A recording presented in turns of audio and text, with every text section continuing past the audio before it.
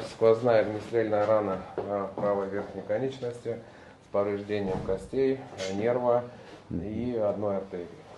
Вчера была проведена операция, аппарат внешней фиксации установлен.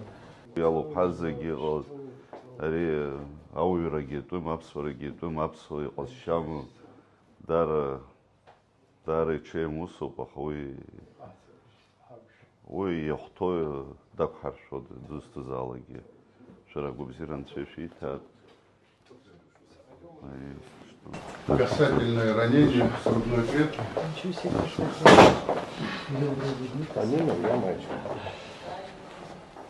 Ну вот пуля прошла, слава богу, не задев значит, костное отдело грудной клетки и не попав в плевральную полость, она прошла над вот этими структурами через мягкие ткани.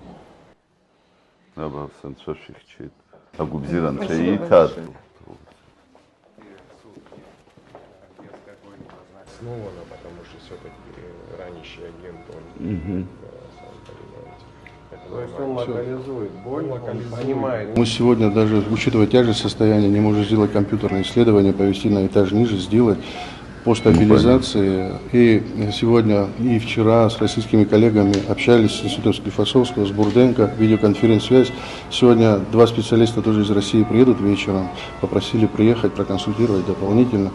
Так что коллегиально работаем над этой сложной проблемой.